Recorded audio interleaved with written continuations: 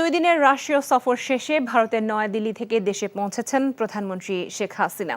শনিবার রাত 8:30টার দিকে বাংলাদেশ বিমানের একটি ফ্লাইটে তিনি রাজধানীর হযরত শাহজালাল আন্তর্জাতিক বিমানবন্দরে অবতরণ করেন।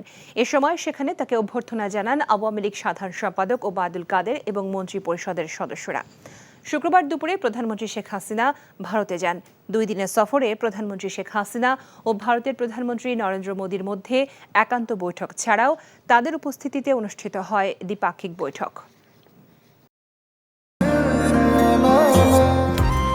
আমি মনে হয় তোমারে ভালোবাসি, মনে হয় না, আসলেই ভালোবাসি।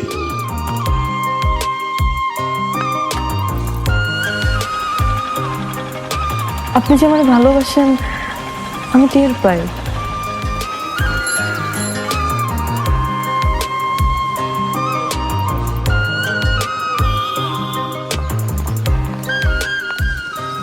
বুকের বাম পাশে যে ব্যথাটা হয়, ওই ব্যথাটার কাছে প্রশ্ন করে দেখো না, ভালোবাসো কিনা। টাকা 10 টাকা 10 টাকা ঘুরাইয়া দেখেন ভাগ্যের চাকা। Lottery lottery lottery.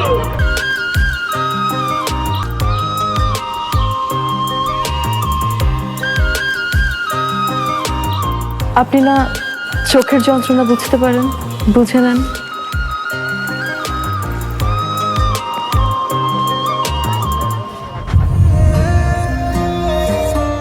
কিন্তু পুরো জগৎ মিথ্যা বলতে পারে, মানুষের চোখ কিন্তু কখনো মিথ্যা বলে না। তোমার ওই চোখ বলে তুমি আমারে ভালোবাসো। আপনি কি আমারে দেখছেন? এখন জন্ম সনদ দিয়ে খোলো বিকাশ স্টুডেন্ট অ্যাকাউন্ট। নিজের বিকাশ নিজে কর।